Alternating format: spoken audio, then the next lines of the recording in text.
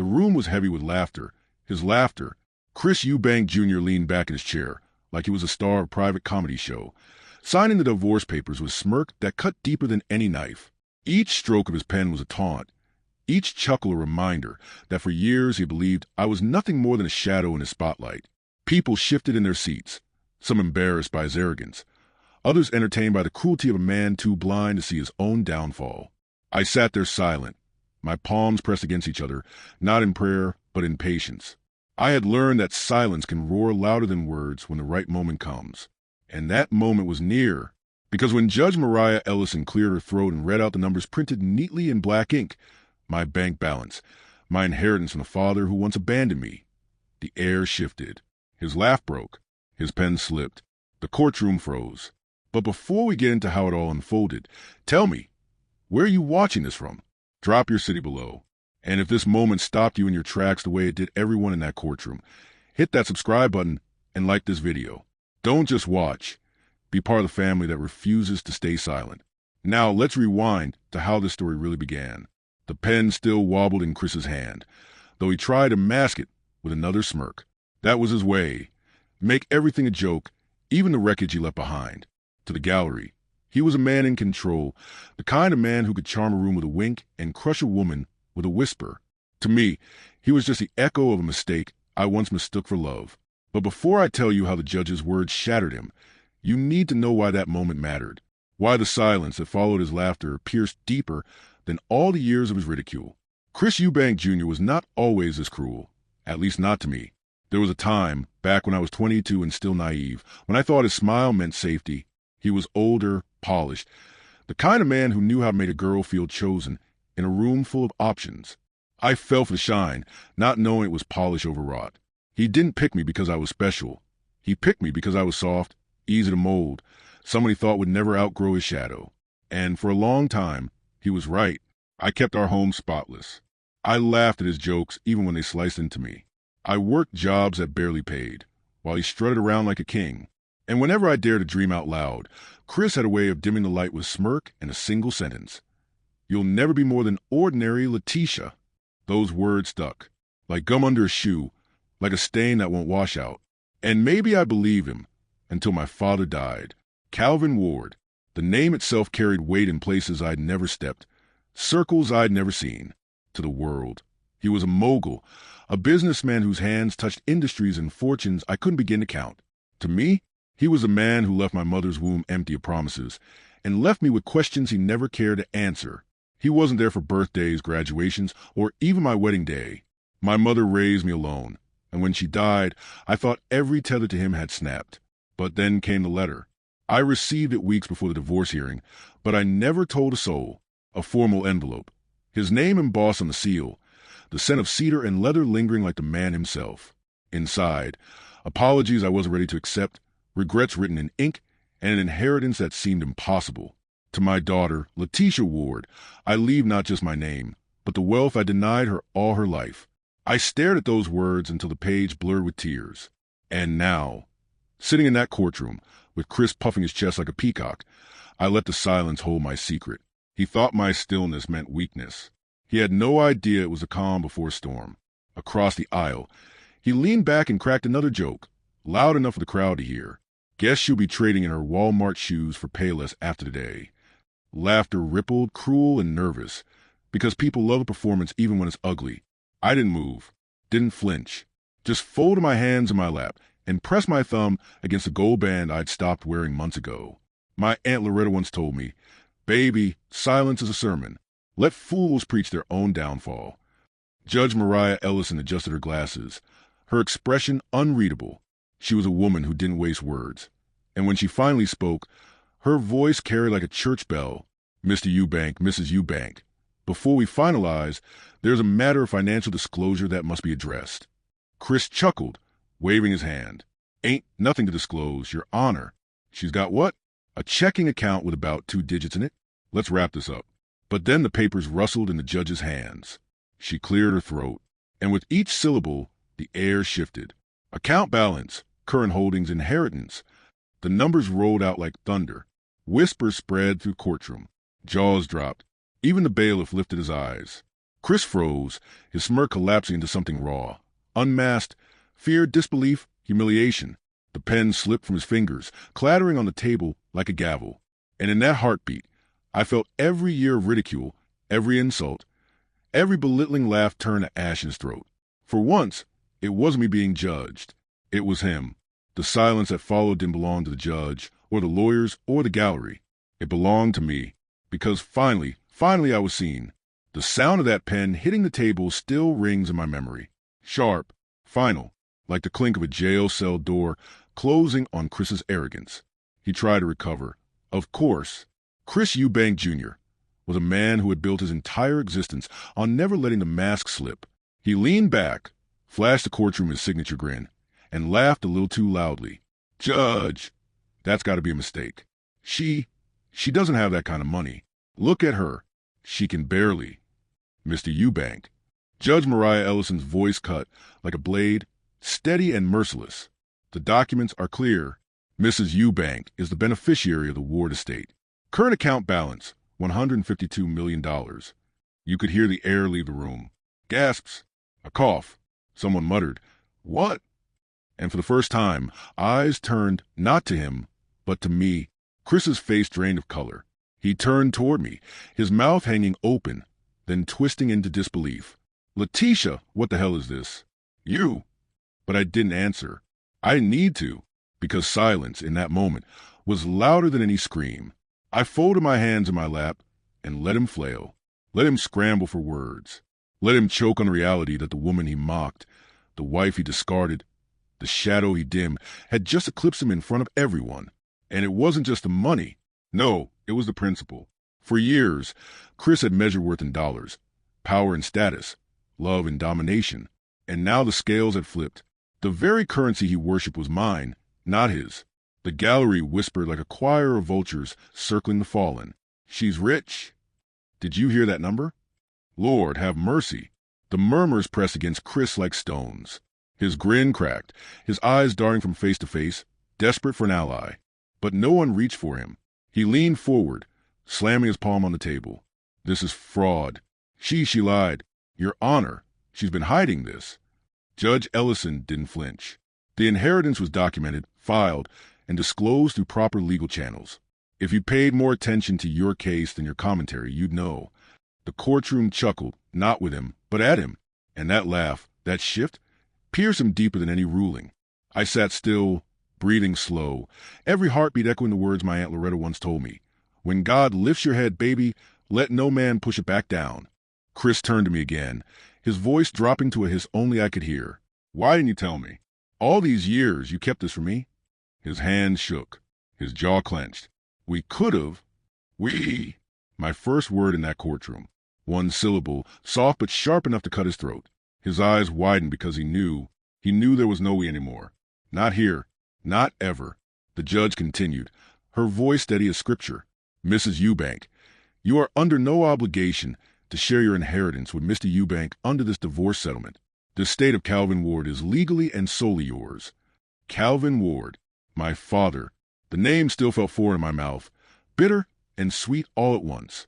He had abandoned me in life, but in death, he had handed me not just money, but the dignity Chris had tried to strip away.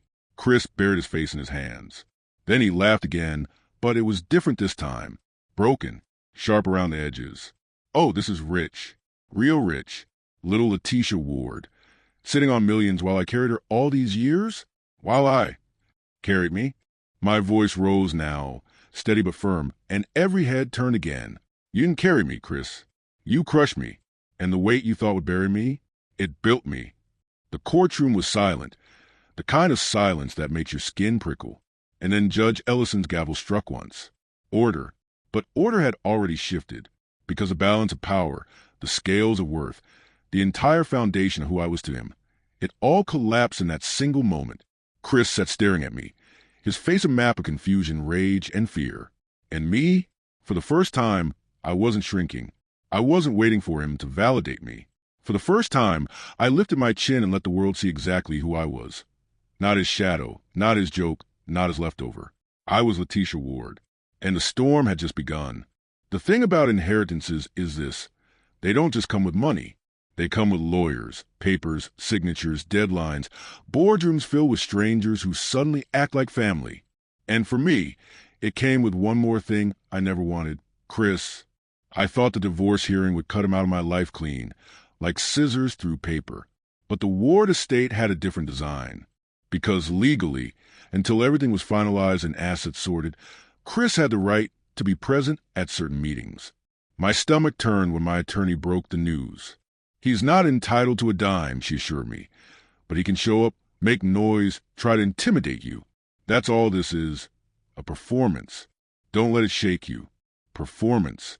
That word fit him like a glove. The first meeting was held in a sleek downtown high-rise, all glass walls and marble floors that smelled of lemon polish. I wore a black dress.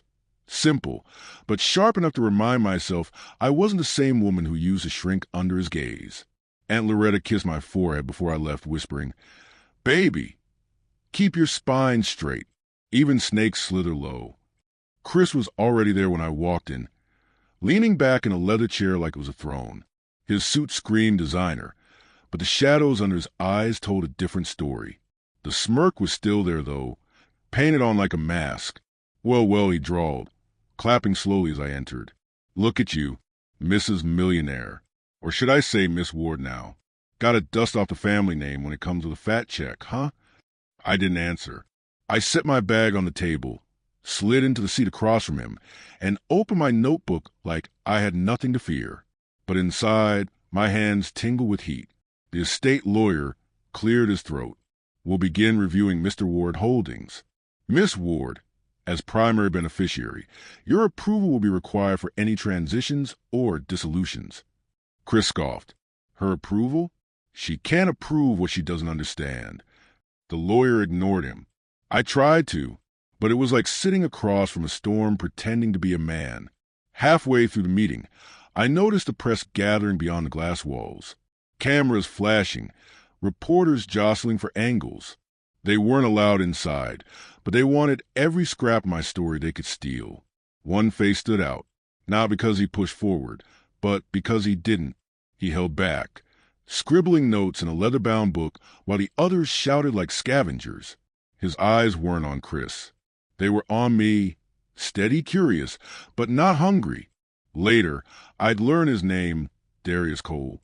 But in that moment, he was just the one person in a crowd who wasn't treating me like prey. Chris noticed him too. "See that?" He hissed at me as the lawyer droned on. "You're a circus act now. They're going to eat you alive. Without me, you don't stand a chance." I finally turned, meet his eyes. "Without you," I said, my voice level, "I can finally breathe." For the first time, his smirk faltered. The meeting dragged on, but my mind wasn't the numbers or the legal jargon. It was in the weight of my father's empire, hotels, investments, property across states. Things I never imagined myself tied to. Chris was right about one thing. I didn't understand it. But unlike him, I wasn't here to exploit it.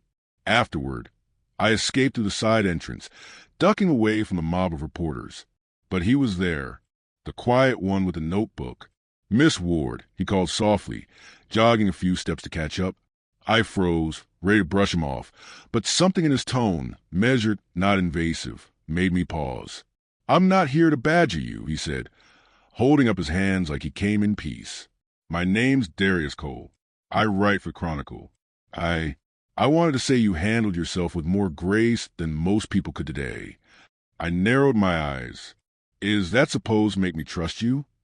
A faint smile curved his lips. "No, just to make you know I saw it." Something in my chest shifted, uneasy but undeniable.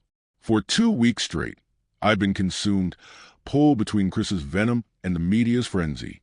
And here was someone who didn't want a soundbite, just to acknowledge me. I muttered a thank you and kept walking, but his gaze stayed with me long after I left. That night, Chris called again. This time, his voice was colder, calculated. "You think this little act is going to last? You think the world's on your side? Baby, the world don't care about you. They care about what you can give them. You can't run an empire. You don't know how. And when you fall, don't you dare forget, it was me who kept you standing all these years." I didn't answer. I let him spew into voicemail. But when I lay in bed, staring at the ceiling, his words twisted in my chest. Because what if he was right? I had money now. I had power on paper. But could I hold it? Could I step into something so big without being swallowed whole? My father's ghost lingered in my thoughts. His letter, his apology, his empire. And for the first time, I whispered into the dark, "Daddy, I don't know if I can do this." No answer came. Only silence. And silence, I realized, was its own kind of test. 2 days later, I was summoned again. Another meeting. Another table of men in suits speaking a language I hadn't yet mastered. The estate lawyers explained valuations, stock transfers, pending tax filings. It was dizzying. And once again, Chris showed up. He wasn't invited, not really, but he strode in like he owned the place. His cologne announced him first. Sharp, arrogant, suffocating. He leaned on the chair beside mine, refusing to sit until everyone's eyes were on him. "This all goes smoother if you keep me in the loop," he said, smiling like a wolf in a tie. After all, I was married to her for years. Who knows her better than me? The lawyer coughed delicately. "Mr. Eubank, your presence here is not required. We are indulging you as a courtesy, nothing more." Chris chuckled, sliding into the chair anyway. Courtesy is my specialty. My nails dug crescents into the notebook in front of me. He wanted me rattled. He wanted me small. I took a breath, straightened my shoulders, and forced myself to stare at the numbers instead of his smirk. But when the meeting ended and the others filed out, Chris lingered. He leaned close enough that his whisper seared my ear. "You really think you can outlast me? You think this little inheritance makes you a queen? Baby, you're still the same girl I found begging for scraps of love. Money doesn't change that." I turned, slow and deliberate, meeting his eyes. "No, money doesn't. But losing you did." His smirk twitched. For a split second, I saw it, the crack. Then he masked it with a laugh, loud and hollow. Outside, the press waited. I braced myself for the chaos, but something shifted. Darius Cole was there again, standing just beyond the cameras. He didn't shove. He didn't yell. He just waited, notebook in hand, like a man willing to let silence do the talking. I don't know what possessed me, but I walked toward him. "Miss Ward," he greeted softly. "Rough day?" That obvious? I tried to smile, but it broke halfway, only to someone looking close. I studied him then, the steady eyes, the calm presence. He wasn't after my tears. He wasn't fishing for headlines. He just saw me. "Why are you here?" I asked. "Really?" He hesitated, then spoke carefully. "Because stories like yours are always told wrong. They make the man a victim and the woman a footnote. I'd rather tell the truth." Something in my chest unclenched. But before I could reply, Chris's voice cut through the crowd. "Hey, Cole, don't waste your ink. She's nothing but a charity case in heels." The reporters laughed nervously, scribbling furiously, delighted with the soundbite. I froze, shame prickling hot across my skin. My instinct was to shrink, to disappear. But Darius stepped forward, his voice low but firm. "Respectfully, Mr. Eubank, maybe the story isn't about you anymore." The crowd stilled. Chris blinked, caught off guard. For once, someone had stolen his spotlight. And it wasn't me groveling. It was a stranger refusing to play his game.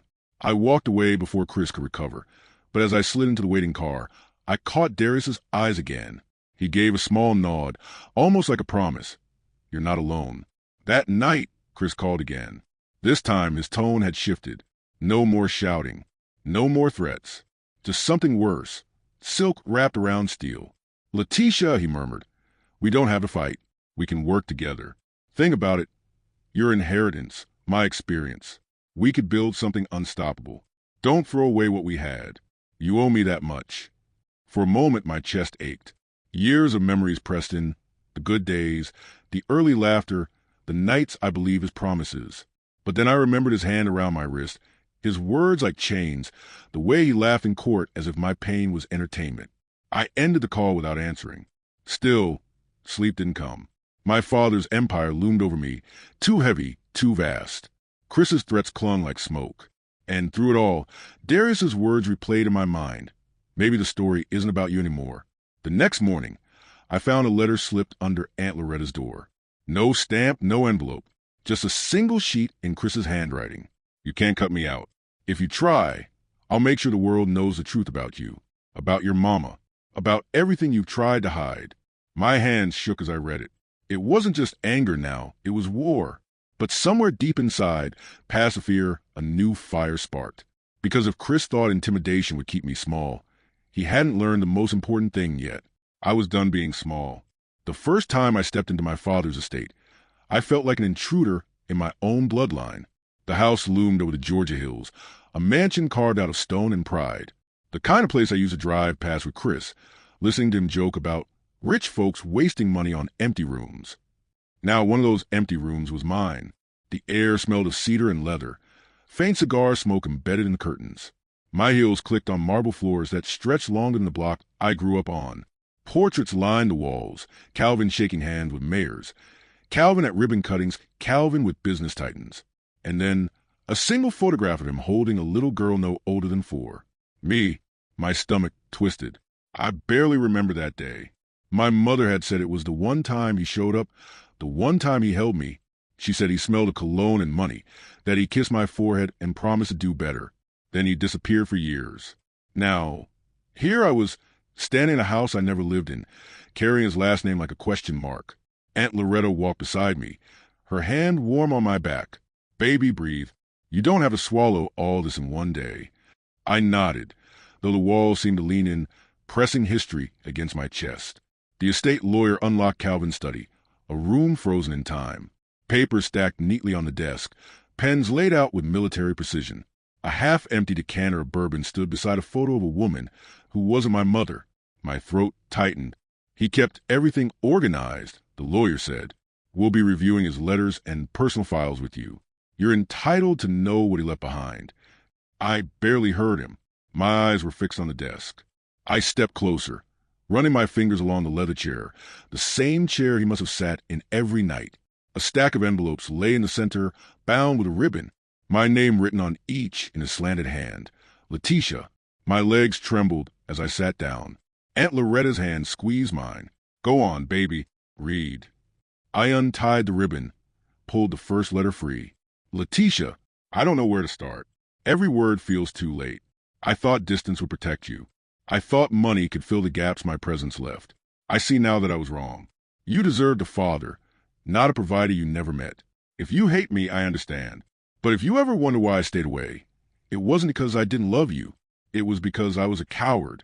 My hands shook. Tears blurred the ink. I wanted to hate him. God knows I wanted to. But his words carved through my defenses, reopening wounds I thought had scarred over. I read letter after letter, each one heavier than the last. Regret stacked like bricks, apologies that arrived too late to matter. By the time I reached the last, my chest ached. I left you this estate not as a bribe, but as proof that you were always mine, even when I failed to claim you. Build something with it, something better than I built. That will be my redemption. I dropped the letter, clutching my stomach as if grief itself had a weight. Aunt Loretta wrapped her arms around me. Cry, baby. Don't hold it in. For hours, I sat in that chair, letters spread around me like fallen leaves. Part of me wanted to burn them, to erase the man who erased me. Another part wanted to frame them, to cling to the only pieces of him I'd ever have. But Chris wasn't about to let me grieve in peace. The next morning, tabloids exploded with headlines. Eris's mother was Calvin Ward's mistress. Secret love child scandal. Did Ward hide his daughter to protect his reputation? Chris Eubank Jr. breaks silence. She lied to everyone, including me. My phone buzzed nonstop with calls I didn't answer. When I finally turned on the TV, there he was, Chris, sitting across from a smirking talk show host, spinning my pain into profit. She kept secrets, he told him, feigning heartbreak. I didn't even know her father was Calvin Ward until the court hearing. If I had, maybe I could have helped her carry that burden. But she chose to lie. She chose to humiliate me. The audience murmured sympathetically. Chris's eyes glistened, fake tears brimming. And now the world thinks I'm the villain. But I was just a husband trying to love a woman who lied about everything. I wanted to throw the remote through the screen. Instead, I called Aunt Loretta. He's dragging Mama's name through the mud. She's not here to defend herself, and he's... My voice broke. Let him talk, Aunt Loretta said firmly. The truth has a way of standing taller than lies. Don't you go chasing him down in the mud. but the mud was everywhere. That night, there was a knock at the state door. It wasn't Chris. It was Darius Cole. I hesitated, but something in me let him in. He stood in the foyer, shifting on his feet, like he didn't belong in a house this big either. "I won't stay long," he said. "I just thought you should see this." He handed me an envelope, clippings, documents, old photos. "I've been digging, not for a story. For you." I frowned. "Why?" "Because I don't like seeing the truth twisted. Your father didn't hide you out of shame. Letisha, he left records, trusts, donations to your mother under pseudonyms. He was trying, clumsily, to provide without scandal. It does excuse his absence, but it means something." I sank onto the stairs, the weight of his words settling over me. My father hadn't erased me completely. He had tried, in flawed, hidden ways, to care. Darius crouched beside me, his voice low. "Chris is going to keep feeding lies to the press. But lies are brittle. The truth, your truth, is what will outlast him." Tears pricked my eyes. "And what if I don't even know what my truth is yet?" He held my gaze, steady as stone. "Then you find it. Not for Chris. Not even for your father. For you." The silence stretched, thick with something unspoken. I wanted to ask why he cared. I wanted to ask what he saw in me besides scandal. But instead, I whispered, "Thank you," when he left. The house felt a little less haunted, but in the corner of my mind, Chris's threat still slithered. Because if he could weaponize my mother's name, he could weaponize anything. And I knew this was only the beginning. The second night in my father's house, I couldn't sleep. The halls echoed with silence, too wide, too hollow. Every tick of the grandfather clock felt like a reminder. You don't belong here. But something pulled me back to the study. The envelopes I had left scattered across the desk called me like whispers. I lit the lamp, sat in his leather chair, and forced myself to open the bottom drawer of the desk. That's where I found them. Files. Dozens of them. Contracts, receipts, correspondence. But tucked inside a folder labeled Ward Trust, confidential, was something else. Records of wire transfers. Monthly payments to my mother. Small amounts at first, then larger, consistent. My throat closed. He hadn't abandoned us as cleanly as I thought. He hadn't been present, no, but he hadn't erased us either. Alongside the records was a photograph. My mother, younger, smiling shyly. And in the corner, scribbled in his handwriting, my mistake. "My love." I clutched the photo to my chest, tears burning hot. The sound of my phone vibrating broke the moment. Another unknown number. Another voicemail. I didn't answer, but I played it. Chris's voice venom-laced. "You think you got it all figured out now? I know things, Letisha. Things about your daddy's business, about the skeletons he left for you to inherit. When they come out, and trust me, I'll make sure they do, you won't look like some poor girl who got lucky. You look like the fraud I always knew you were." My hand shook as I deleted the message. He was escalating. The next day, the headlines confirmed it. Heiress's father tied to shady business deals. Did daughter inherit blood money? Chris Eubank Jr. reveals Ward paid off mistress for years. He had twisted the very documents I found into weapons, spun monthly support into hush money, painted my mother as a bought woman, painted me as the daughter of scandal. I wanted to scream, to break every window in that house. Instead, I drove. No destination, just away. My hands clenched the wheel, rage and shame battling in my chest. By the time I stopped, I was at the old Ward Foundation building, the charity my father had run, or pretended to run. I walked through its empty halls, dust settling on plaques that bore his name. That's where I found Darius. Not by accident. He had been waiting. "You shouldn't be here alone," he said softly. I almost laughed. Alone is the only way I've ever been. He studied me, then held out a folder. "I found something. Thought you should see it before Chris twists it next." Inside were letters of recommendation, scholarship applications, lists of names.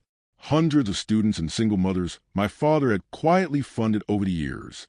He wasn't all scandal, Darius said. Yes, he built his empire ruthlessly, but he also gave. He wasn't hiding you because he was ashamed of you, Letisha. He was hiding you because he thought the world would devour you like it devoured him. My chest tightened. So which is it? A coward or a savior? Both, Darius said simply. And now it's up to you to decide which legacy you'll carry forward. The words sank like stones in water. For the first time, I realized I wasn't just inheriting money. I was inheriting choices. That night, I sat again in the study, letters spread before me, my mother's photo on the desk. Aunt Loretta brewed tea and sat across from me, her gaze sharp and unyielding. "You've been carrying your daddy's absence like a curse," she said. "But maybe it's time to carry his mistakes like lessons instead. You can't rewrite his story, baby, but you can write your own." I wanted to believe her, but Chris's shadow lingered. He wasn't finished. The following morning, he staged another performance, this time outside the courthouse steps, microphone shoved in his face. He spoke with practiced sorrow. "I only ever tried to love her," he said, his voice breaking. "But how can you love someone who lies about their very name, their very blood? I deserve answers. The world deserves answers." The crowd ate it up, until Darius's article dropped that evening. It wasn't flashy, no bold headlines, just truth. Calvin Ward's daughter, inheritance, legacy, and the weight of truth. He wrote the letters, the scholarships, the quiet donations. He painted a picture of a flawed man who had tried, in broken ways, to do good. And he wrote of me, not as scandal, not as heiress, but as a woman caught between the wreckage of silence and the weight of legacy. For the first time, the narrative wasn't Chris's. It was mine. Chris called that night, his voice shaking with fury. "You think this changes anything? You think some bleeding heart article makes you untouchable? I'll drag you down, Letisha.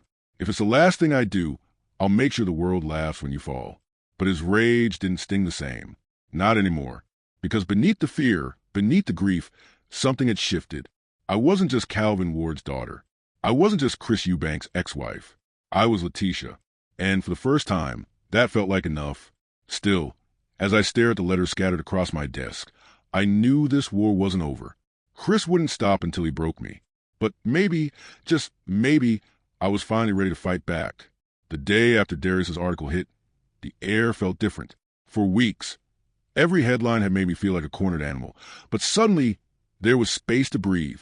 People didn't just see Calvin Ward's scandal or Chris's lies. They saw me, my story. I didn't know what to do with that shift.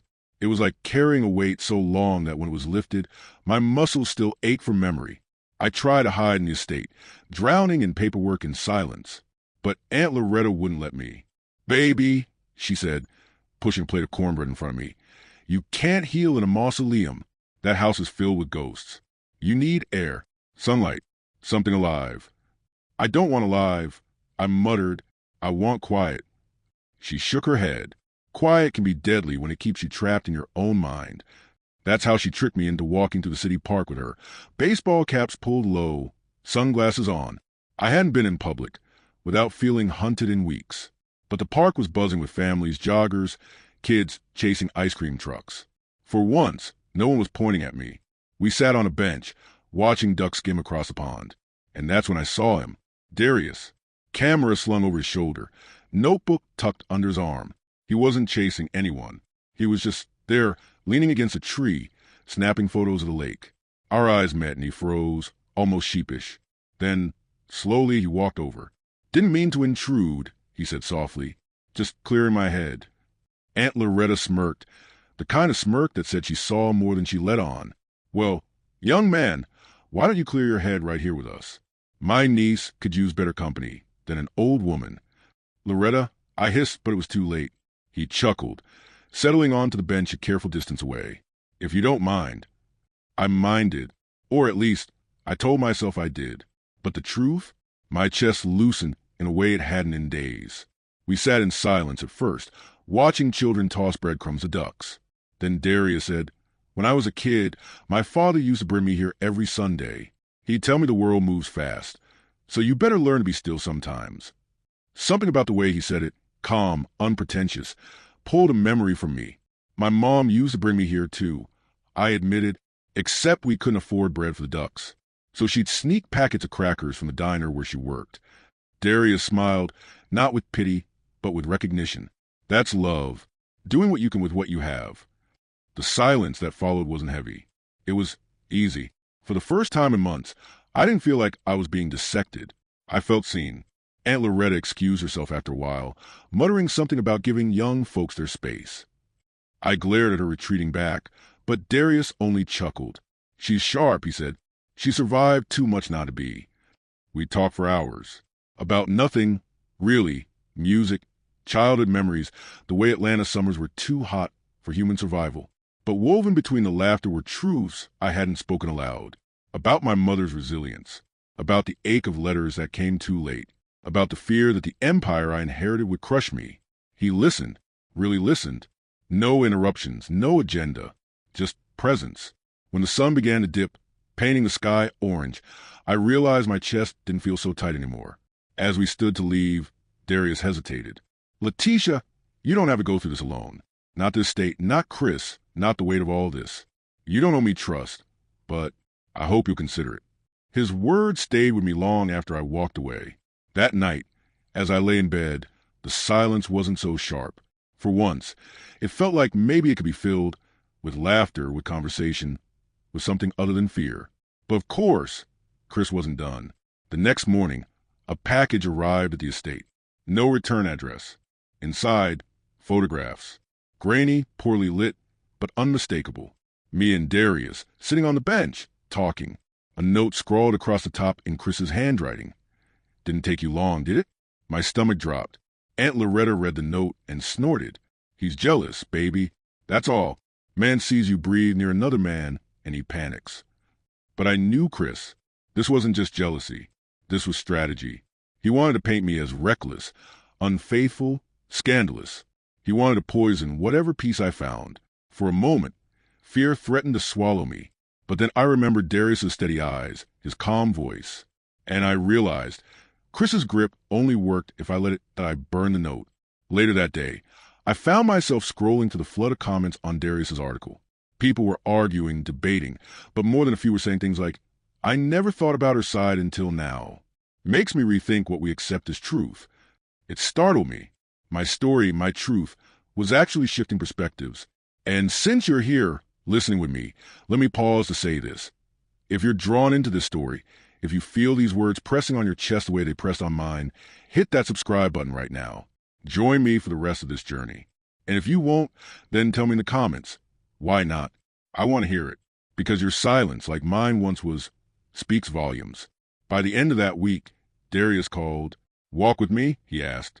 I hesitated, but something in me said yes. We met at a small cafe downtown. No cameras, no chaos. Just two people nursing coffee and trying to carve out something real in a world that wanted spectacle. He told me about his childhood. Growing up in a cramped apartment with parents who worked double shifts, how he dreamed of being a poet but chose journalism because it paid the bills. I told him about Chris, about the way he charmed me at first, showering me with attention until I believed he was my savior, about how that attention turned into control, into words that cut deeper than knives. Darius didn't look at me with pity. He looked at me with fire. You survived him. That says more than anything else ever could. For a long time, we just sat there, silence stretched between us. But it wasn't empty. It was full of possibilities, of questions, of something neither of us wanted to name just yet. When he walked me back to my car, he didn't reach for my hand. He just said, You're stronger than you think, Letisha. Don't forget it. And for the first time, I believed it might be true. The next time I saw Darius, the city lights were painting everything gold. Atlanta at night always had this hum, like the whole world was awake and chasing something. Money, love, distraction. We weren't chasing anything. We were walking slowly, like we had all the time in the world. He had invited me out for a drive. No cameras, no reporters. Just music humming low from the radio as we rolled down Peachtree. Windows open, the warm night air tangling in my curls. For once, I didn't feel like an heiress or a headline. I felt like a woman on a date. Where are we going? I asked, glancing at him. You'll see, he said, that calm half-smile tugging his mouth. We ended up at Jackson Street Bridge, the one with the skyline view that had graced 1,000 postcards. Couples lined the rails, tourists snapped photos, cars whooshed below. But when I leaned against a railing, the city stretched before me like possibility itself. Beautiful, isn't it? Darius said softly. It almost doesn't feel real. I whispered. He glanced at me, and for a moment, I realized he wasn't talking about the skyline. I looked away, my pulse quickening. Fear prickled at the edges of my chest. Not fear of him, but myself. Of letting someone this close again. Of trusting when the last man I trusted left me bruised in places you couldn't see. Darius seemed to sense it. He didn't push. He just stood beside me, hands in his pockets, letting silence carry the weight. Finally, I spoke. Chris used to tell me nobody else would ever want me, that I was lucky he put up with me. The words felt jagged coming out like glass, but Darius didn't flinch. He lied. He said simply, and he knew it. Men like him always do. They tear you down because they're afraid of what you'll be if you stand tall. I swallowed hard. And what if I don't know how to stand tall? He turned then, his eyes locking on mine, steady and unwavering. Then I'll remind you, every time you forget. The city roared below us, headlights streaking like fireflies, but all I heard was the thud of my own heart.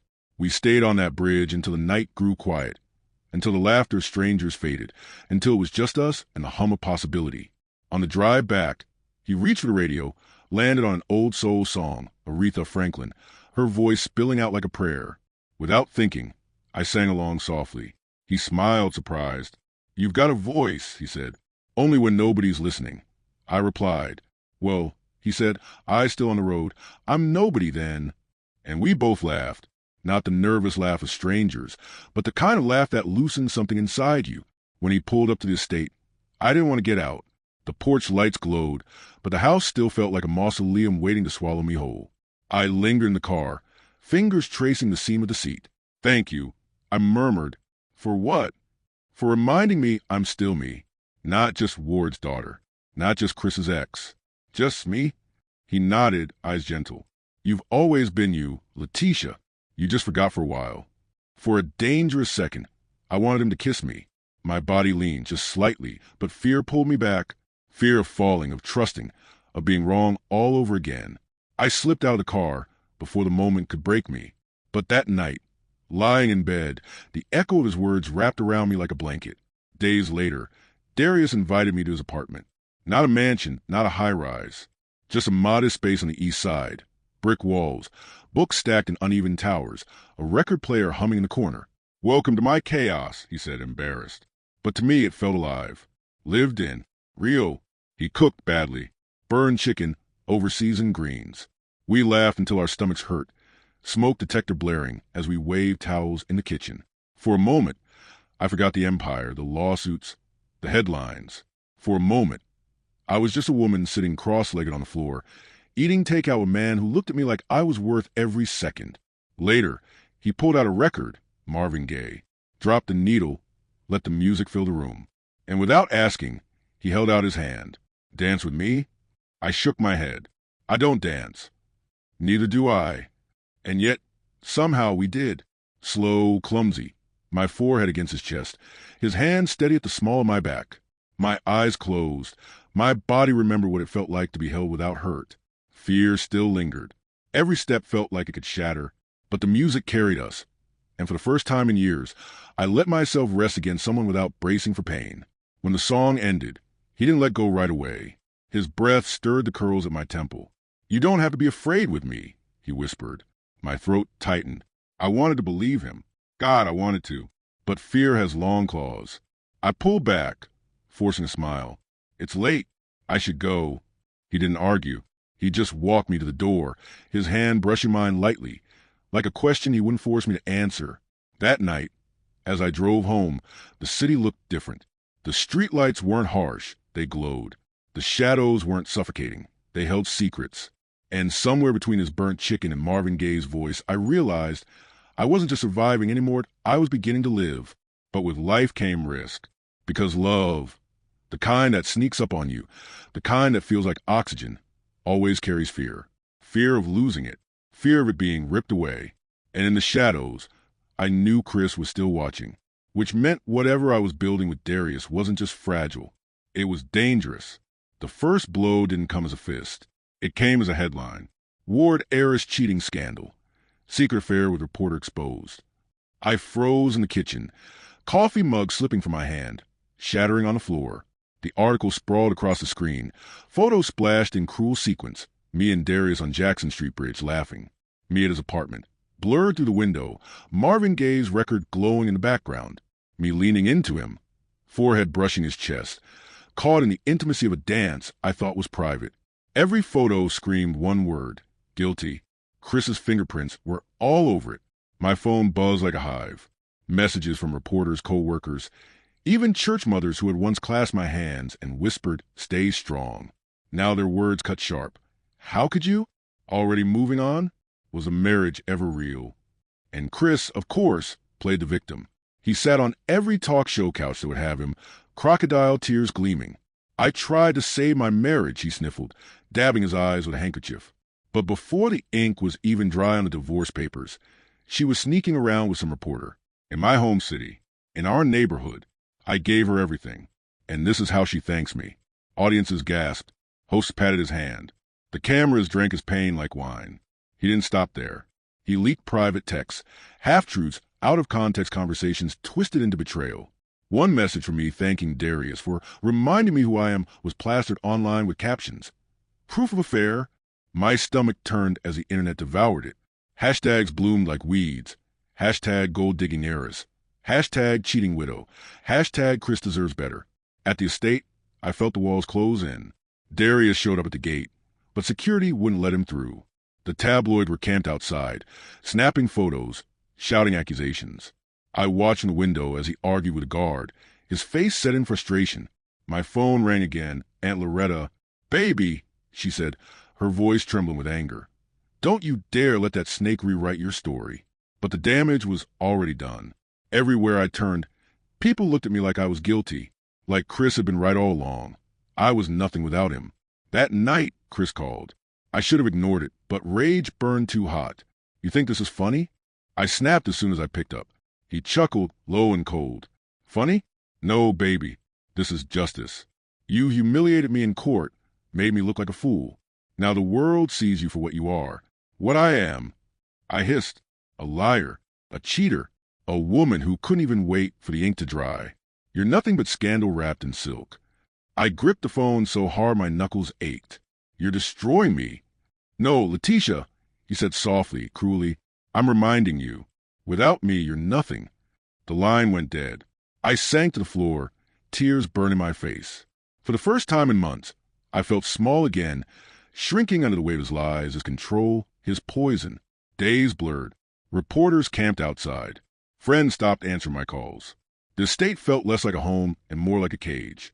Then came the second blow, a lawsuit filed by Chris, demanding spousal entitlement to a share of the Ward fortune, claiming I had hidden assets during the marriage. His lawyers framed it as betrayal, deceit, financial abuse. Every document dripped with venom. He wanted not just to humiliate me, but to strip me bare, financially, emotionally, publicly. The lawyers warned me. It's aggressive. He has no real claim, but the noise could damage your reputation. Dragged us out for years. Reputation. As if I had one left. Darius finally got through me one night, slipping past reporters, knocking on the back door of the estate. His face was weary, but his eyes were fire. "Letisha," he said, breathless, "you have to let me help. I can expose him. I have contacts, sources. He's the one lying, not you." I shook my head, voice breaking. "They don't care. The world doesn't want the truth. They want spectacle, and Chris gives it to them." He stepped closer, his hand hovering near mine, but not touching.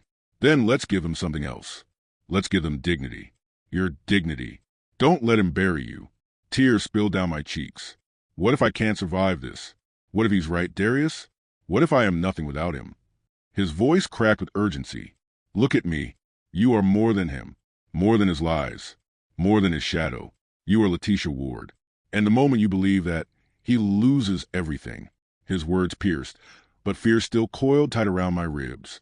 Because love, even beginning of it, felt like a risk I couldn't afford. And Chris knew that. The third blow came fast. Photos, not just me and Darius this time, but doctored images, me in hotels I never visited, me in dresses I never wore. Fake evidence an affair painted across the internet. Picked up by hungry outlets too eager to fact-check.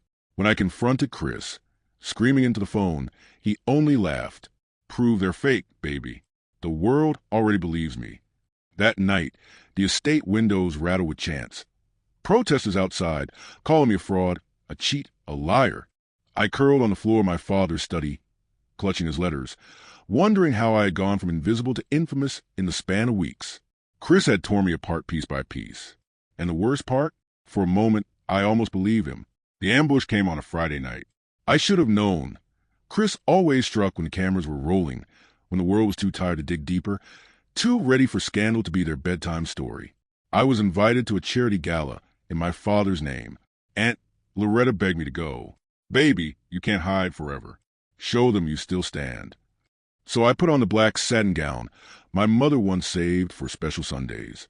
Darius offered to escort me, but I refused. Too dangerous. Too many whispers already. The ballroom shimmered with chandeliers, laughter, and champagne. For a brief moment, I almost forgot. I almost felt human again, until the spotlight turned, and Chris walked in, arm in arm with a new woman, tall, glittering, skin gleaming bronze under the lights. She looked like a mirror image of me, but shinier, sharper, as if he had found a better model. Gasps rippled through the crowd. Cameras flashed, and then came the dagger. Ladies and gentlemen, Chris called out, voice booming like he owned the room. Since my ex-wife has moved on so quickly, allow me to introduce you to my fiancé. The words sliced through the air. Fiancé. It hadn't even been 3 months.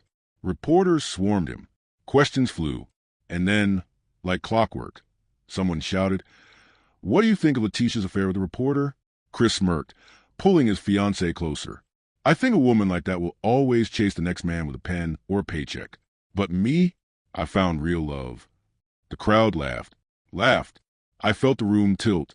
The floor vanished beneath me. Rage and shame tangled in my chest until I couldn't breathe. I wanted to scream, to rip the microphone from his hand and expose every rotten lie. But before I could move, a voice rang out from the back. Letisha! Cameras whipped around. It was Darius. His eyes burned with fury as he pushed past the security guards. Stop lying to these people, Chris. You think this is love? No, this is control. This is theater. And the world is letting you destroy a woman who's already survived too much. Gasps echoed. Reporters scribbled. Phones recorded every second.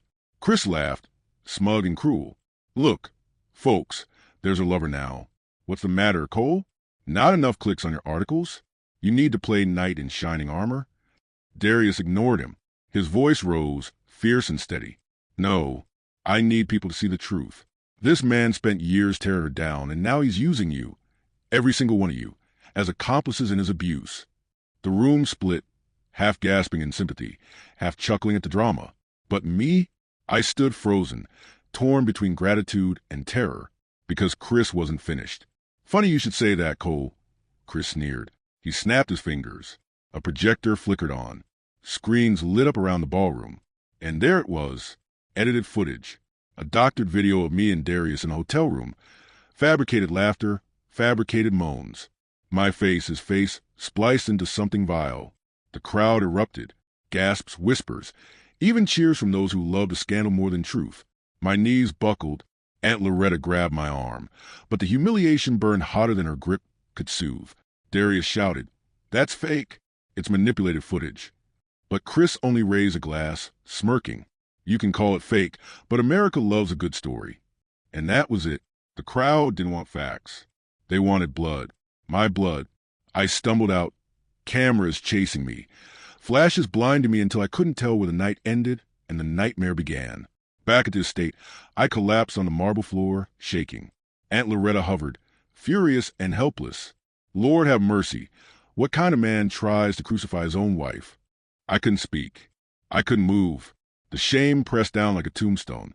Hours later, my phone buzzed with 1,000 notifications. Hashtags trended again. Hashtag Letisha exposed. Hashtag fake queen. Hashtag Ward scandal. And then came the comment that sliced deeper than any headline. She deserves it. Women like her always get what's coming. I shut off the phone, but the words burrowed into my bones. Chris had done it. He had shattered me in front of the world. And here's where I break the fourth wall. Family. If you're watching this right now, if you're feeling your chest tighten with rage at what Chris just did, you need to hit that subscribe button. Because if you can sit through this level of humiliation and not speak up, then at least drop a comment and tell us why you won't subscribe. Don't be silent. Don't be complicit. The next morning, the war escalated again. Paparazzi camped outside my estate. Protesters carried signs. Gold digger. Cheater. Some shouted slurs I hadn't heard since high school hallways. Inside, I sat with Darius and Aunt Loretta at the dining table. Darius's jaw was clenched so tight, I thought his teeth would crack. "I can't let him keep doing this," I whispered, my voice shaking. "You won't," Aunt Loretta said firmly. "But baby, you gotta decide, are you gonna keep hiding, or are you gonna fight?" Darius leaned in, his voice low. "He wants you broken. He wants you erased. But you still have a voice, Letisha. If you don't use it now, he wins forever." I wanted to believe him. I wanted to rise. But the fear was thick, the shame thicker. Because Chris had taken everything, my reputation, my love, my dignity, and dragged it through the mud. For the first time in months, I whispered the thought I'd buried deepest. Maybe I should just walk away. From the inheritance, from the estate, from all of it. Maybe if I give him everything, he'll finally stop. The silence that followed was heavier than any insult. Aunt Loretta's eyes filled with fire. "Girl, don't you dare. That man doesn't get to take your name. He doesn't get to take your blood. You didn't ask for this inheritance, but it's yours. Your father left it for you, not him. And if you walk away now, you're not just losing money, you're losing yourself." Darius reached for my hand, and this time I let him take it. His palm was warm, grounding. "Letisha," he said softly, "you're stronger than you know. But strength doesn't always roar. Sometimes it whispers, 'I won't give up.'" Tears blurred my vision, because in that moment, I didn't feel strong. I felt shattered. But maybe, just maybe, broken pieces could still be remade. The house was too quiet. Not the peaceful kind of quiet, the suffocating kind. The kind where every tick of the grandfather clock sounded like a hammer on my chest. I sat in my father's study, the leather chair swallowing me whole. The same room where I once whispered "Daddy" into the shadows, praying for a presence that would never answer. The same room where I had sworn I wouldn't let Chris's voice drown me again. But here I was, drowned. The gala footage played on a loop across every network, every feed, every cruel mouth that wanted to eat my name for dinner. It didn't matter that it was doctored. It didn't matter that Darius was innocent. Truth had been replaced by entertainment, and Chris was the ringmaster. I stared at the blank legal documents on the desk, the lawsuit, the inheritance paperwork, the options to fight or fold. And the thought slithered in again, dark and heavy. Maybe I should just walk away. Aunt Loretta found me like that, slumped forward. Paper scattered around me like confetti from a parade I never wanted to attend. "Baby," she said softly, touching my shoulder. "Don't tell me you're thinking what I think you're thinking." I couldn't meet her eyes. If I give him everything, maybe he'll stop. Maybe he'll finally move on. Her hand gripped my shoulder tighter. "Letisha Ward, don't you dare let that man write the last line of your story." Tears stung my eyes. "I'm tired, Annie. Tired of fighting. Tired of headlines. Tired of waking up to another lie about me. I don't even know who I am anymore. Maybe he's right. Maybe I really am nothing without him." Her voice cracked like a whip. "No, that's the poison talking. That's the years of him grinding you down until you forgot your own reflection. Baby girl, look at me." I lifted my eyes. Her face was lined with age, but her eyes blazed with fire. "You are not nothing. You are a Ward. You are your mama's daughter, your daddy's blood. And if you let Chris take this from you, you ain't just losing money. You're giving him your soul. And I won't let you do that." Later, Darius came. He didn't knock this time. Aunt Loretta let him in.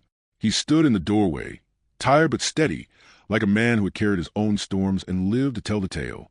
"You look like hell," he said softly, pulling out the chair across from me. "Thanks," I muttered. My voice was dry, brittle. "Letisha," he leaned forward, elbows on his knees. "You can't disappear now. That's what he wants." I barked a laugh that wasn't really a laugh. What's left of me to disappear? He's taken everything. "No," Darius said firmly. "Not everything. You still have your voice. Your story. That's something Chris will never own." I shook my head. "My story? The world doesn't want my story. They want his. They want the crying ex-husband, the victim in a suit. Nobody wants to hear about the years I spent begging him not to break me." His eyes locked on mine. "I do." The words landed heavy, like stones sinking into water. "You think I don't know what it's like to be silenced?" he continued, voice low. "I've watched stories get twisted my whole career. Powerful men rewriting truth until people forget the faces of the women they destroyed. That's why I started writing. That's why I'm here." My throat tightened, because it wasn't just about a headline for him. It was about survival, about justice, about not letting lies win. Still, fear clung to me. If I fight, it gets uglier. More headlines. More attacks. And if I lose, then at least you lose on your feet, he said. Not on your knees. That night, I stood in front of the mirror. The woman staring back at me looked hollow, eyes rimmed with red, shoulders curved like the way the world was pressing her spine into dust. I touched the glass, whispering, "Who are you?" No answer came, just my own reflection, blurred by tears. But deep in the quiet, I heard echoes. My father's letter. It's yours. Your name, your blood, your right. And Loretta's fire. Don't you dare let that man write the last line of your story. Darius's plea. Lose on your feet, not on your knees.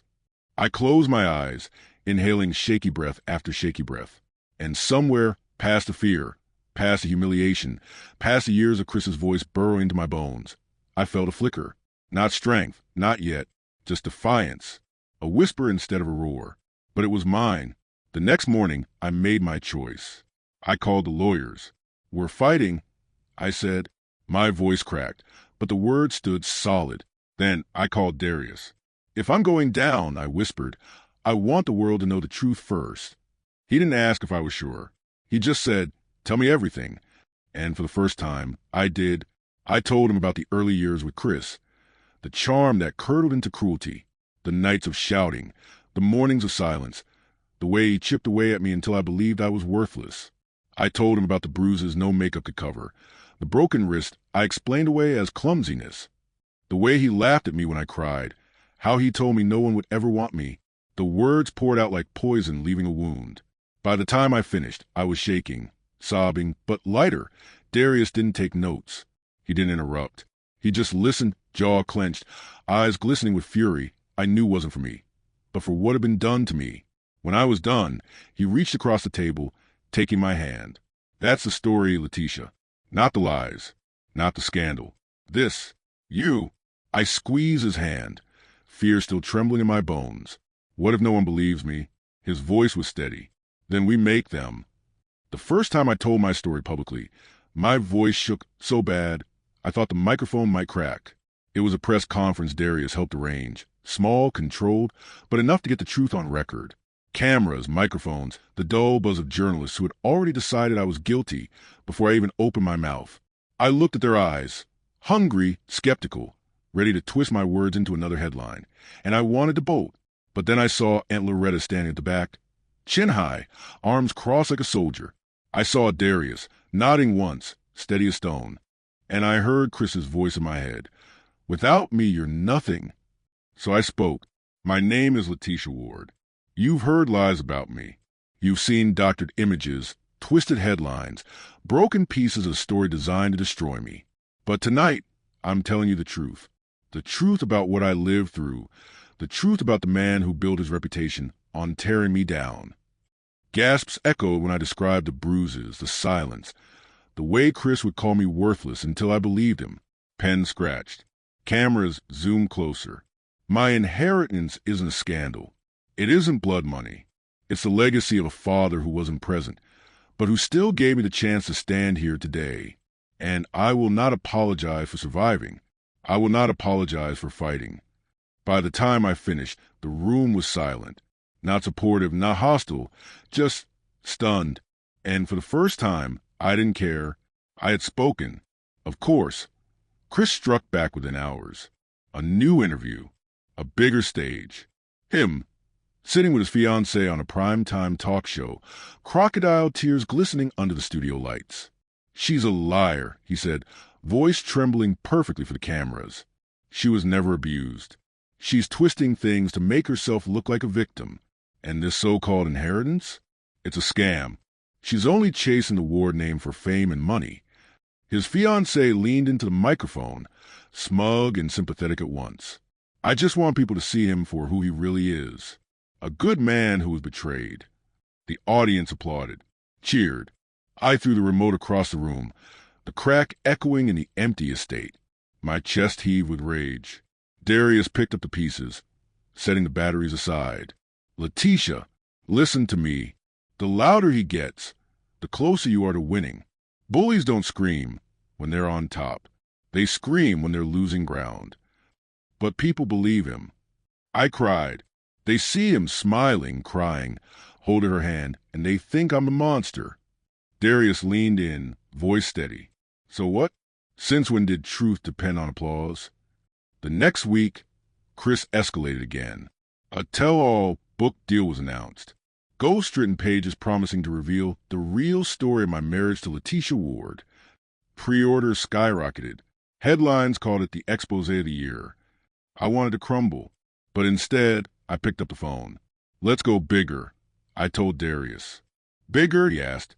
Yes, I said, my voice trembling but clear. He wants to write my story for me. I'll beat him to it. I'll tell the whole damn thing. Unedited, unpolished, raw. Every scream, every bruise. Every night, I thought I wouldn't wake up. If they want a story, they'll get mine. Darius studied me. Something like pride flickering in his eyes. That's dangerous. Once it's out there, you can't take it back. I lifted my chin. Neither can he. The next day, we filmed. Not in the studio, not with makeup or lights. Just me in my father's study, the walls lined with the portraits Chris hated.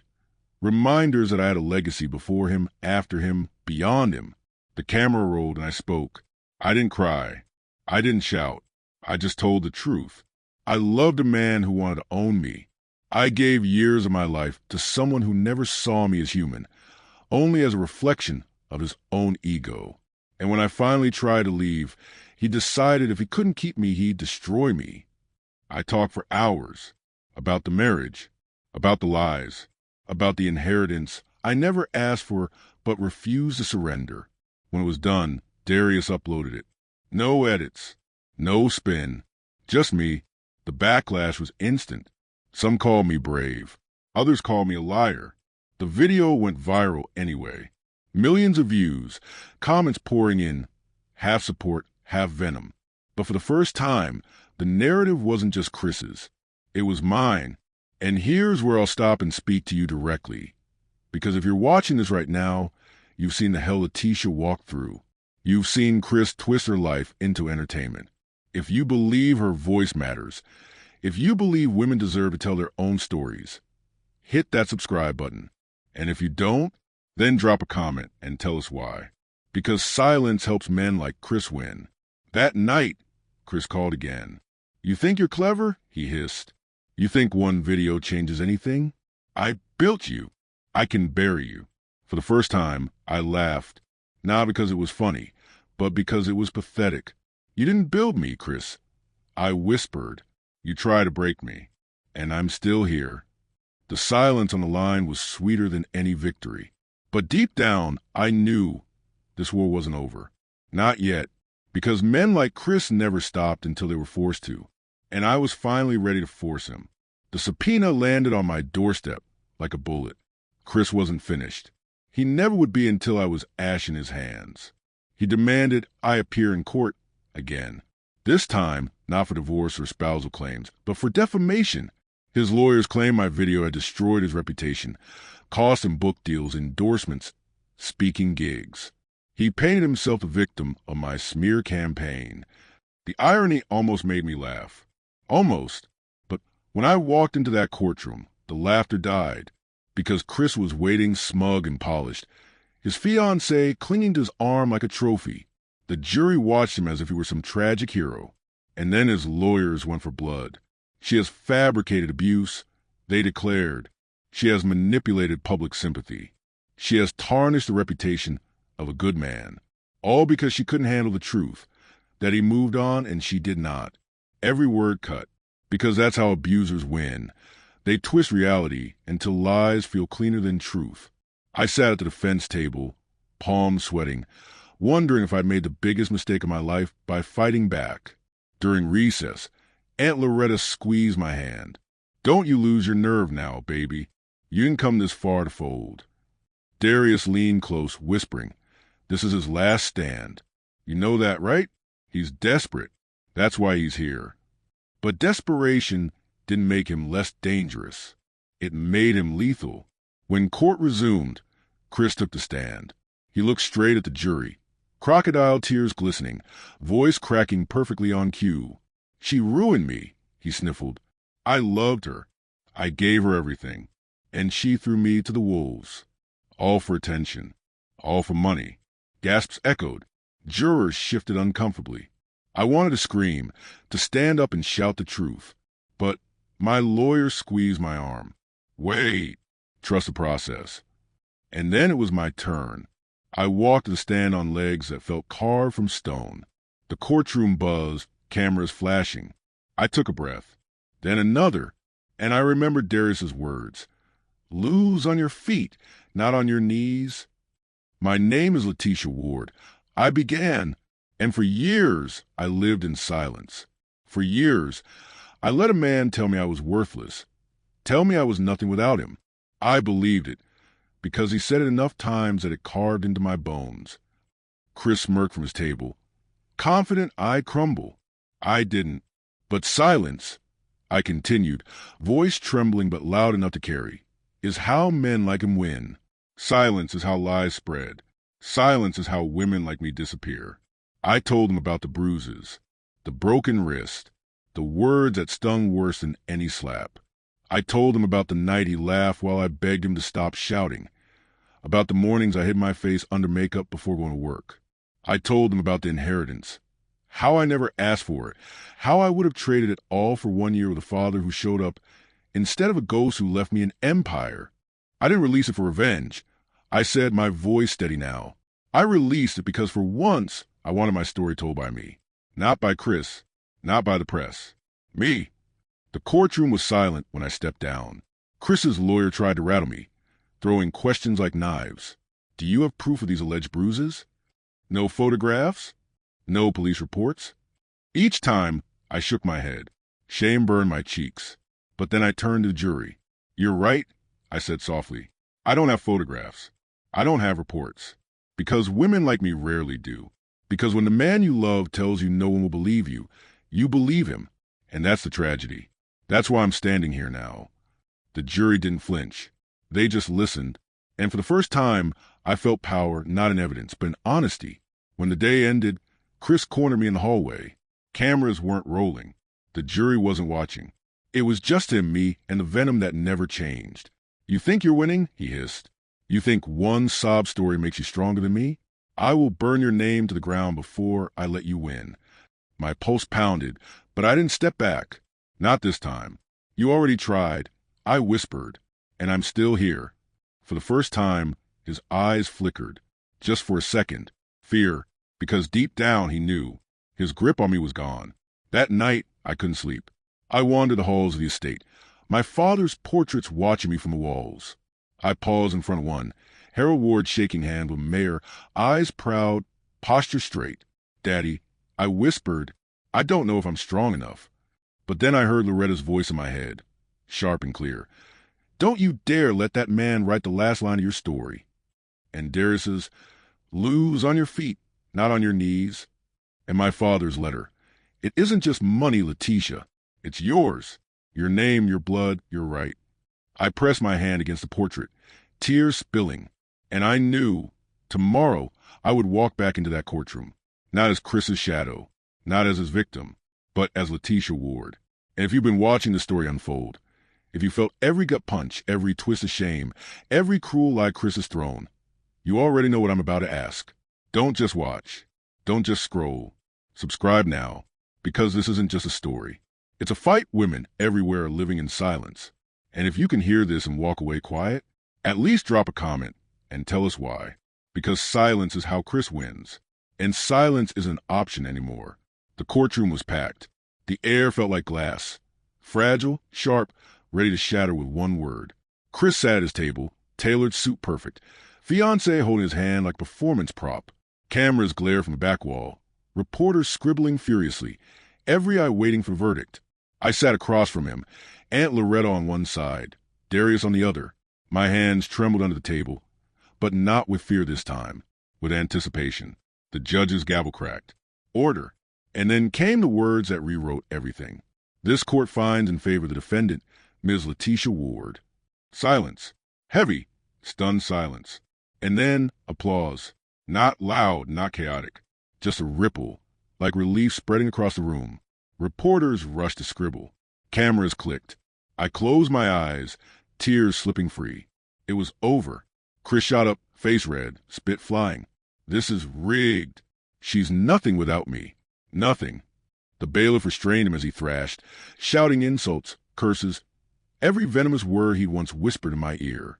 Only this time, the world saw it. The mask was gone. The victim acted shattered. The judge's gavel slammed again. Remove him. And just like that, Chris was dragged out, his voice echoing down the hallway, growing smaller, weaker, until it disappeared. For the first time in years, his voice wasn't in my head anymore. Outside, reporters swarmed. Microphones shoved toward me, questions flying like arrows. Letisha, how do you feel? Do you have a message for women going through the same thing? Will you reconcile with Mr. Eubank? I lifted my chin. My voice was steady. I feel free. And to any woman hearing this, don't let someone else write your story. Don't let their lies define you. Your truth matters. You matter. Flashes exploded, but I didn't flinch. Aunt Loretta hugged me so tight, I thought my ribs might crack. That's my baby, she whispered, tears running down her cheeks. And then Darius was there, not rushing, not shoving, just steady. You did it, he said softly. We did it. I corrected, voice breaking. He smiled, the kind of smile that didn't need words. And for the first time, I let myself imagine a future, with laughter, with love, with peace. That night, I walked through the state alone. The portraits glowed in the lamplight. My father's empire, the legacy I once thought was a burden. I stopped at his study, pulling the letter from the drawer. The ink was faded now, smudged by tears. It isn't just money, Letisha. It's yours. Your name, your blood, your right. For years, I thought inheritance meant gold, houses, stocks. But standing there, I realized what my father had really left me. Strength. Not because he gave it, but because I had to find it in the void he left behind. Because I had to face men like Chris and still rise. And maybe, just maybe, that was the truest inheritance of all. Weeks later, I sat in a cafe with Darius, laughter spilling easier than it had in years. The headlines had shifted. No longer scandalous. Now, Ward speaks truth. Court side with survivor. From silence to strength, Letisha Ward's story. It wasn't perfect. Some still doubted. Some still sneered. But I had learned something. Their belief wasn't my oxygen anymore. Darius reached across the table, brushing my hand. So, he teased, you ready for life after Chris? I smiled, real and unbroken. I already started. And if you've watched this entire journey, hit that subscribe button and like the video. You won't believe what this husband did. Unaware of his wife's $780 million empire. Look what the man this lady called her husband did to her. The video is on the screen. Click to watch it now.